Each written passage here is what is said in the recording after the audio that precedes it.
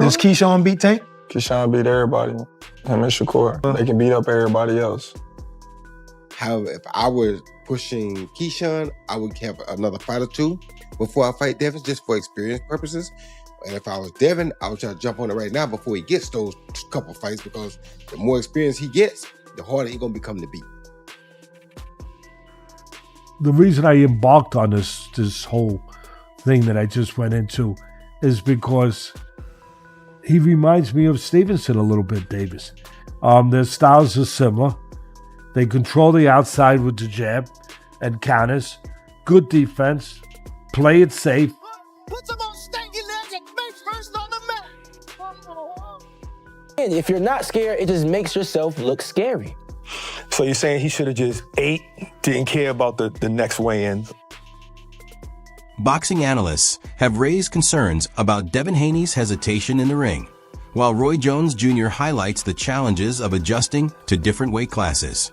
He also points out that Keyshawn Davis's experience and distinctive fighting style could present significant obstacles if the two were to meet in the ring. And he's right back at the top of his game. Devin showed that the weight loss was probably causing him to not have as good punch resistance, and it also probably wasn't causing him to have as much power or explosiveness as he has. He showed tremendous power, tremendous punch resistance in that fight against Norman, and for him to do that means that the weight was probably an issue. Now, if Keyshawn comes up, or if they even do a catch weight, a 143, 144, it's going to be a very interesting fight, because I think Devin has more tools and more IQ right now, but Keyshawn is different. So when you got a guy that's different, and that's why I also said that he's not just back, he's different. You understand me? So when you got a guy that has that intangibleness about him, where he can be a different guy when it's time to be a different guy, you can never count him out. Former champion Timothy Bradley praised Keyshawn Davis for his ability and confidence, while also questioning the strategy of Devin Haney's team and suggesting there may be hesitation on their side. Boy, didn't know his daddy didn't know what the hell he was doing. I told you to go chase some goddamn chickens. I told you was gonna need to be able to pick up them feet and punch coming forward without falling the fuck over. Yeah, you fell in. Keyshawn ain't gonna fall in on your ass unless he want to. Yeah, Keyshawn can throw punches as he's entering mid-range and still keep his damn distance. And he can bag up out of range if he need to at the same time. He can go backward, forward, side to side, whatever, man, like some damn switches. Yeah, on the 62 Impala, baby. Yeah. Oh, he got that power, too. Oh, he got that power. All that, hey, clinching, hugging and stuff. I'm telling you, yeah, I already know, Bill, you don't want none of no damn Keyshawn. I know you don't want none. Hey, I know Dev will fight anybody. Dev crazy as hell. Yeah, that boy fight any. Keyshawn Davis has stated that Devin Haney appears reluctant to face him directly, often avoiding personal interaction and relying solely on Bill Haney for any communication regarding fight discussions. He'll always used to be like, oh, the business, man. Like, he showed me amazing love. And Devin Haney was just the one that just act like he couldn't see me, which I knew, like, oh, you probably scared of me.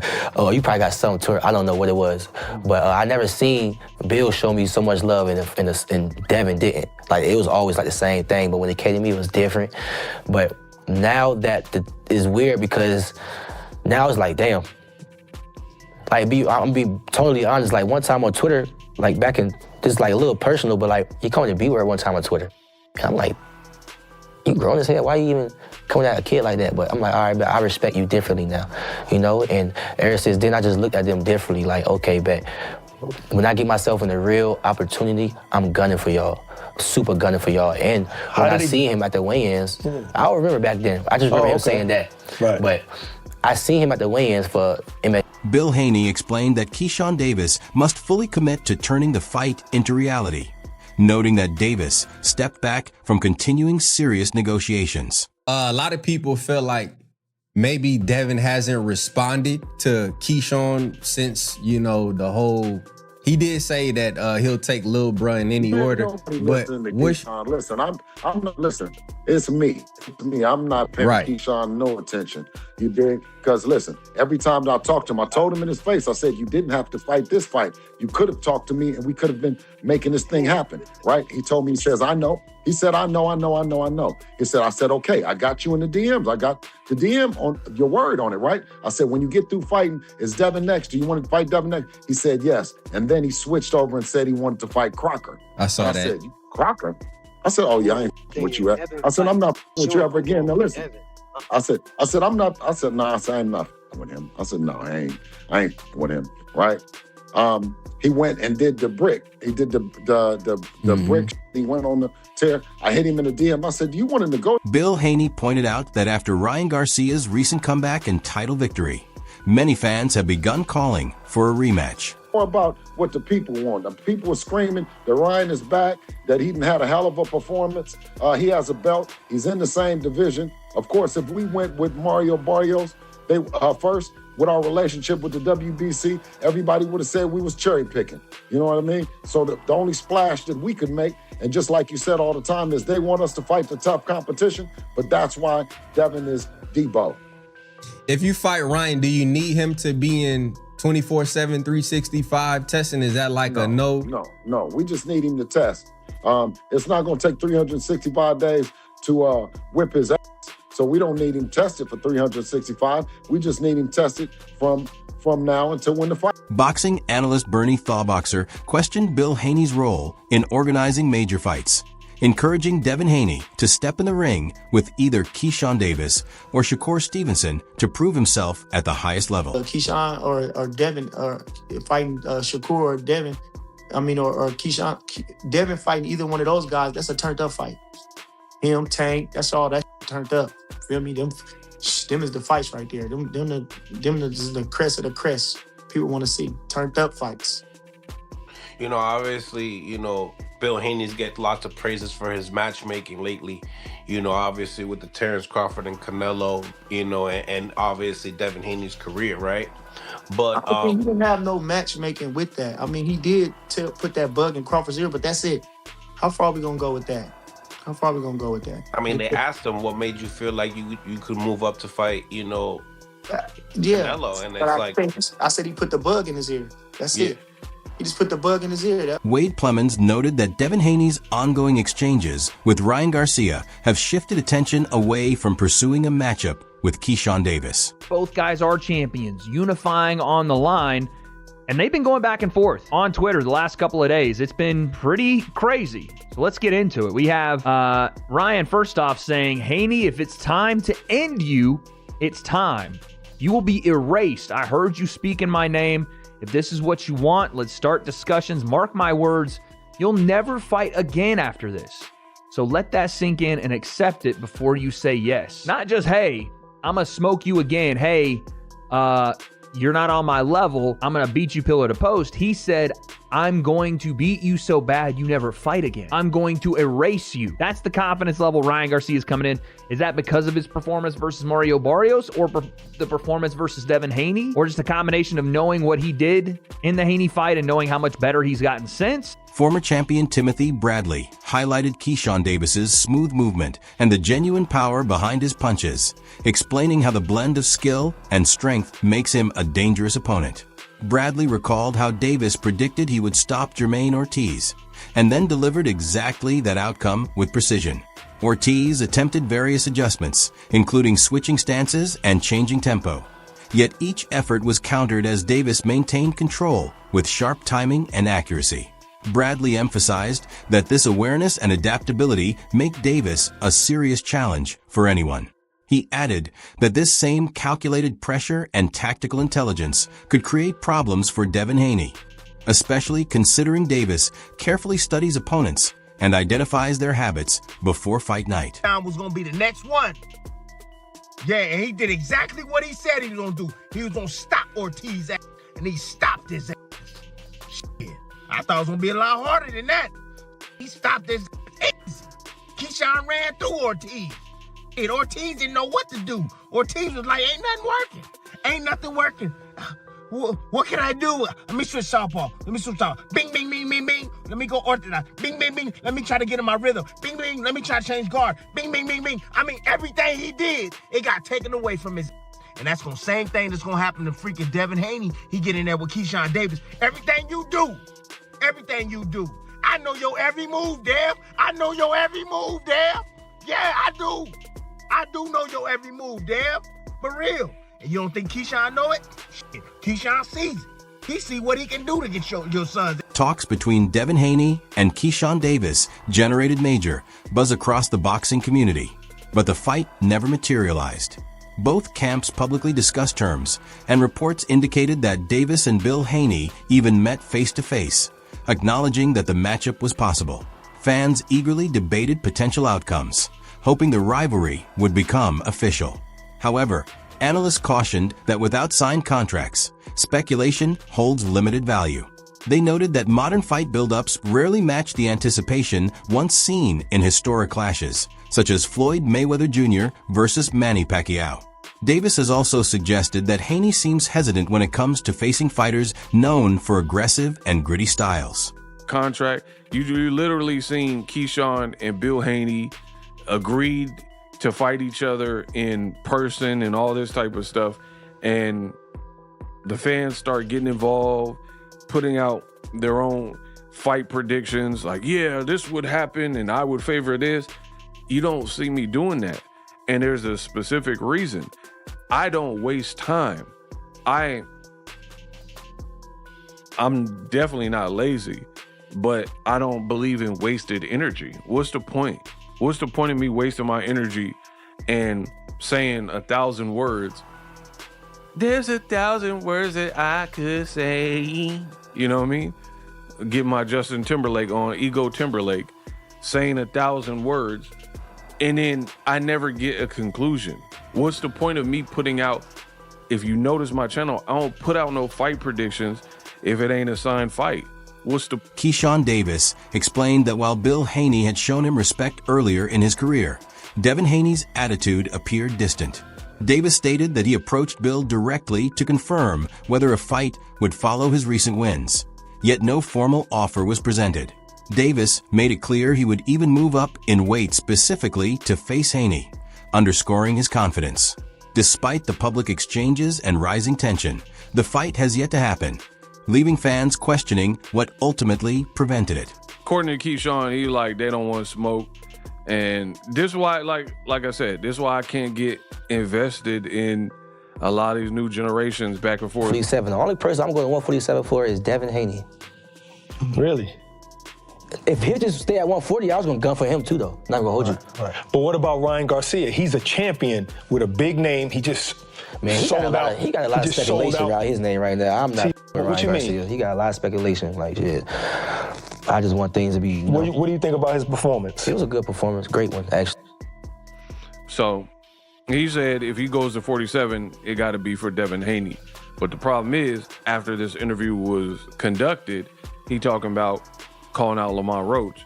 And he's saying that he ain't heard from Devin Haney. So somebody got to be. Bill Haney expressed frustration with Keyshawn Davis's approach, claiming Davis seemed more focused on teasing than seriously negotiating. Haney said he reached out several times to initiate formal discussions, but Davis showed limited intent to advance talks. When asked directly about committing to the fight, Davis reportedly avoided giving a clear answer and instead directed Haney to speak with Jay Prince. Haney viewed this as strategic maneuvering rather than a firm commitment. Keyshawn the businessman Davis was just trolling about a showdown with his son,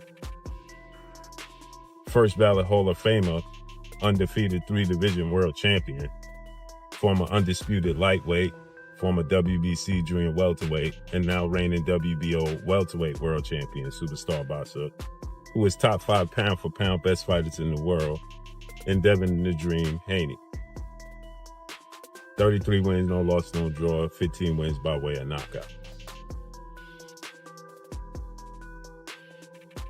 Keyshawn Davis, 14 wins, no loss, no draw, 10 wins by way of knockout. Keyshawn is actually, I think he's older than Devin. The situation became more complicated following some of Keyshawn Davis's public appearances, including a visit to the famous house from the movie Friday, a reference linked to Devin Haney's nickname Double Dev. Haney interpreted the move as theatrical rather than genuine intent to finalize a fight. Meanwhile, discussions around other potential opponents, including Lewis Crocker, continued. Bill Haney acknowledged that Devin could move up to 154 pounds for a unification bout and later return to 147, potentially becoming a 4-division champion. Despite several intriguing possibilities, boxing politics have continued to delay the fights fans want most. Bill is saying now that Keyshawn, he's reached out to Keyshawn, and Keyshawn is not showing interest. Ask Keyshawn, do you want to begin negotiating? Do you want to make the fight happen? He said Keyshawn didn't answer. Then he responded to Keyshawn again and said, how are we going to work this out? What you need me to do? And Keyshawn is saying, talk to Jay Prince. Trainer Ronnie Ellis shared his perspective on Keyshawn Davis stepping up to face an elite opponent like Devin Haney. He praised Davis's determination and aggressive style, comparing his relentless pressure to Nigel Benn's approach of forcing opponents backward and controlling tempo. However, Ellis also mentioned that Davis's defense has occasionally shown weaknesses. While his offense is powerful, Ellis stressed that defensive refinement would be crucial against an experienced boxer like Haney. He also referenced the experience gap, noting that with 14 professional bouts compared to Haney's 33, Davis would benefit from more rounds in championship distance fights to strengthen his stamina and strategic development. Your reaction to Keyshawn's performance? He did well. You know, his style. I can't hear you, Coach. Smash the like button, yo. Can you hear me? Yeah, I can hear you. Yep. I said that particular style, Keyshawn remind me of. He looked just like Nigel Benn, Conor Benn's dad. How so? The style he was fighting, the way he was, you know, he didn't look like his defense wasn't as tight when he was his previous fights. But he did good. He did good. Right. You know, obviously a statement win. Jermaine Ortiz never been stopped, but at the same time calls out Devin Haney at the end of the fight. After stopping Jermaine Ortiz, who had never previously been knocked out, Keyshawn Davis confidently called out Devin Haney. While his boldness attracted attention, analysts questioned whether the timing was ideal. With 14 fights compared to Haney's 33, extended 12-round experience remains a key factor. Facing a seasoned opponent would test Davis's conditioning, planning, and adaptability at the highest level. Though his talent is evident, experts believe additional high-level experience would better prepare him for a potential clash with Haney. I think he should get a couple more rounds in before he go at Devin Haney. But if he feel like he can take him, let him get at him. Yeah, let him get at him. Are you looking at it more like that 12-round experience type deal? Yeah. Getting the rounds in? Get some rounds in, Get some rounds in. When you listen to and then, there's back and forth going with them too. Devin saying that, he would like to fight, the little brother before the big brother. What's your thoughts on that? I think there was a tweet saying that Shakur, I don't want to step on Devin Haney's toes. I'm going to let Keyshawn get Devin Haney. A lot of people had lots to say about it. They're saying that, listen, they're breaking down An analyst recently examined Keyshawn Davis's willingness to compete across multiple weight classes. While his confidence and skill are apparent, moving up brings natural challenges. Fighters in higher divisions are often bigger, stronger, and more seasoned. Success at a heavier weight demands strategic discipline, thorough preparation, and the ability to adjust tactics in real time. People can't make 40 anymore, just like Jaron Ennis couldn't make 47, and he moved up to 154. Now 54 is cracking. They got 54 out here cracking. Tons of names where you can mix and match the Funduras, the Virgil Ortiz, Jermell Charlo, possibly Errol Spence, Murda Zylev, Boots, right? You got tons of ways you can mix and match these people. 47 right now is dry, so it's going to take Shakur's and the Keyshawns and Gary Antoine Russells or the El Rayos, you know, different Edwin De Los Santos, Matias, different guys to move up to start to purge and like fill out the division. Right now, it's not many options. Again, Devin versus Louis Crockpot is a terrible fight, and I don't know anyone that wants to. The analyst further explained that although Keyshawn Davis has exceptional ability, stepping into higher weight categories would test his endurance, timing, and ring IQ against more experienced competitors. Each division introduces different physical and tactical variables, including punch resistance and reach. The long-anticipated bout with Devin Haney appears uncertain due to communication breakdowns and logistical challenges. Davis has expressed frustration, stating Haney tends to avoid direct dialogue and communicates only through representatives. While Davis remains confident, competing at elite levels across divisions requires more than talent alone. They can beat him from pretty much 40 to 47. And he says he wants to fight Jermaine Ortiz and then move up to welterweight, which would be perfect because, like I told you, I really am the best in this business. Like, everything I say is like clockwork, right? It's amazing to me. Sometimes I amaze myself. So what am I talking about?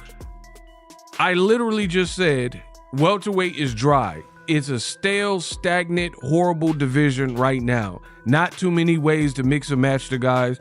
And then the guys you could mix and match are pretty much busy. The Ryans, the Barrioses, and the Rollies, as I mentioned at the beginning of this video.